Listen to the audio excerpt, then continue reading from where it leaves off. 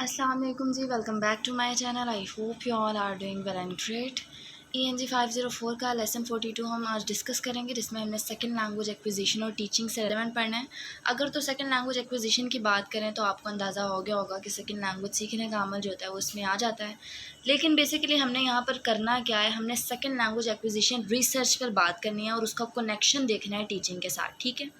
Second language acquisition research basically क्या करता है, ये देखता है कि कैसे लैंग्वेज सीखी जाती है और किस तरह से सिखाई जाती है, उन सब मेथड्स की प्रॉपर रिसर्च करता है। तो इसको हम सेकेंड लैंग्वेज एक्विजिशन रिसर्च बोलते हैं, ठीक है। अब यहाँ पर क्या बताया गया है कि researchers propose that second language acquisition research has played on 2 recent pedagogical proposals. In simple word अगर बताया जाए तो यहाँ पर बताया गया कि रिसर्चर्स जो हैं वो सजेस्ट करते हैं कि जब हम लर्न करते हैं सेकेंड लैंग्वेज तो यहाँ पर दो मेन टीचिंग मेथड्स आ जाते हैं, ठीक है। उनमें से पहला जो मेथड होता है वो हमारे पास फोकसेस ऑन कम्युनिकेशन होता है, और जो दूसरा मेथड होता है वो basically focuses on learning specific language rules होता है, ठीक है।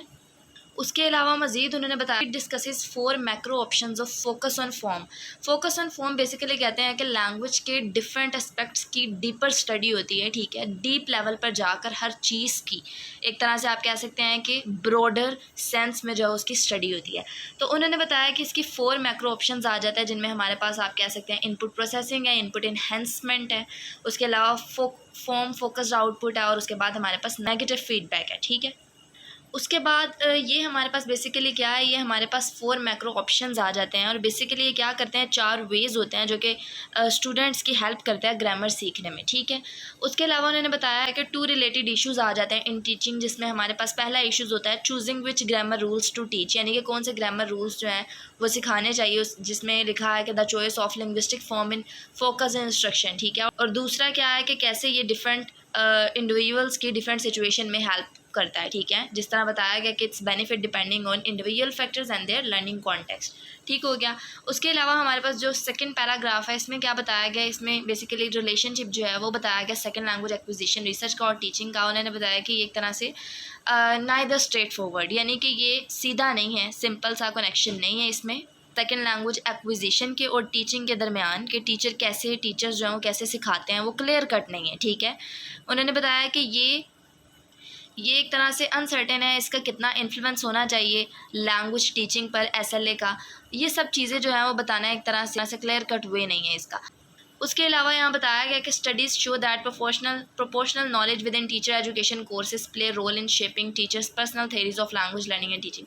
अच्छा जी, इसमें क्या बताया गया, उन्होंने बताया कि ये जो स्टडी है वो बेसिकली शो करता है कि क्या टीचर्स लर्न करते हैं अबाउट SLA, ठीक है, सेकेंड लैंग्वेज एक्विजिशन के बारे में अपनी ट्रेनिंग में, और किस तरह से वो असरअंदाज होता है, ठीक है।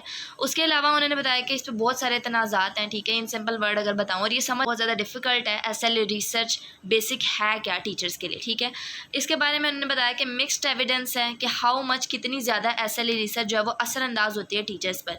कुछ कहते हैं कि ये रिसर्च वैल्यूएबल है SLA के बारे में, कि कैसे लैंग्वेज सिखाई जाती है। कुछ कहते हैं कि गैप है टीचर्स और रिसर्चर्स के दरमियान। तो डिफरेंट परसेप्शंस हैं, आपने इन्हें याद नहीं करना, आपने जस्ट 2-3 फैक्टर्स ऊपर जो बताए गए हैं उन्हें याद रखना है, बाकी एग्जाम के पॉइंट ऑफ व्यू से बहुत इंपॉर्टेंट नहीं है।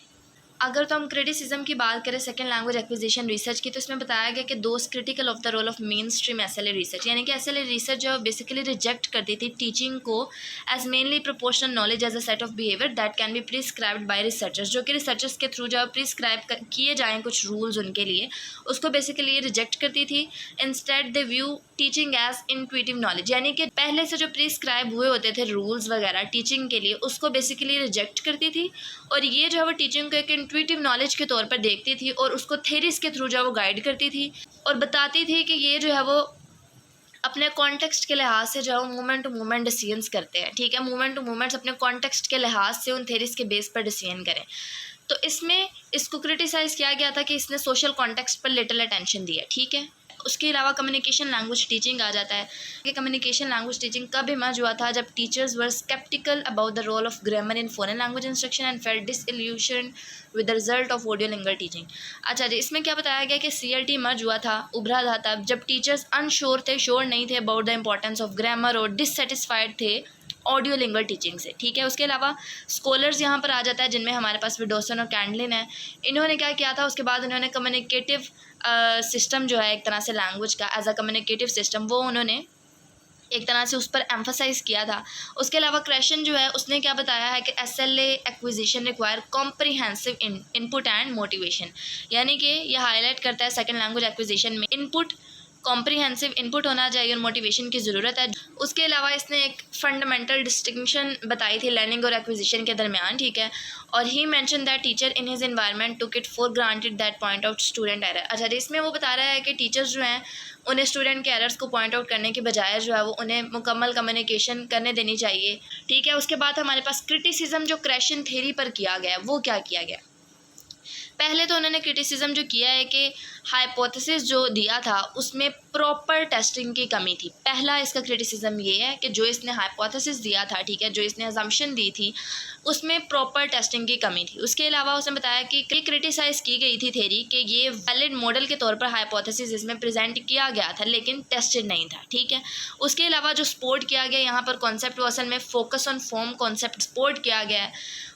फोकस ऑन फॉर्म कॉन्सेप्ट जो है उसके बारे में यहाँ बात की गई है कि इसका ओरिजिन जो ट्रैक किया गया था बैक टू लॉन्स डिस्टिंक्शन, ठीक है। उसकी डिस्टिंक्शन क्या थी between focus on form and focus on forms. Focus on form जो है वो क्या करता है, वो बेसिकली जिसके साथ ऐसे नहीं है, ठीक है, वो बेसिकली देखता है लैंग्वेज के डिफरेंट स्ट्रक्चर्स को ब्रॉडर सेंस में, ठीक है, डीप लेवल पर जाकर। और अगर हम फोकस ऑन फॉर्म्स की बात करें तो ये स्पेसिफिक फॉर्म जो होती है लैंग्वेज लर्निंग की और टीचिंग की, ठीक है, उनके ऊपर जो है वो ज़्यादा फोकस करता है, ठीक है। अब इसमें क्या बताया गया है कि ये जो है वो लॉन्ग इंटरेक्शन हाइपोथेसिस से मोटिवेटेड था जो कि सजेस्ट करता है कम्युनिकेशन और नेगोशिएशन का प्रोसेस हाईलाइट कर दिया लाइन, ठीक है। अब इसमें बताया गया है कि between learners and other speakers play a crucial role for language development, जो कि लैंग्वेज डेवलपमेंट में क्रूशियल रोल प्ले करता है। नेगोशिएशन का उन्होंने क्या बताया कि of meaning also elicit negative feedback that lead to learner to focus on form, ठीक है, यानी कि ये जो है वो बाज़ दफ़ा मनफी तासुरात का आप कह सकते हैं बाइस बन सकता है, ठीक है। उसके अलावा फॉर्मल इंस्ट्रक्शन जो है are said to be beneficial in both acquisition rich and acquisition poor environment, यानी कि ये जो है वो लोट ऑफ लैंग्वेज एक्सपोजर की भी वजह बन सकता है और उसके अलावा आप कह सकते हैं कि लैंग्वेज एक्सपोजर की कमी की भी वजह बन सकता है, ठीक है। तो ये हमारा ओवरऑल कॉन्सेप्ट था। आई होप सो कि आपको समझ आई होगी। अगर लेक्चर अच्छा लगा लाइक करें, दुआओं में याद रखिएगा। गला ख़राब के साथ भी आपको लेक्चर्स प्रोवाइड कर रही हूँ, तो आई होप सो कि आपके एग्ज़ाम्स अब अच्छे ही हों। बाकी दुआओं में याद रखिएगा। अल्लाह हाफिज़।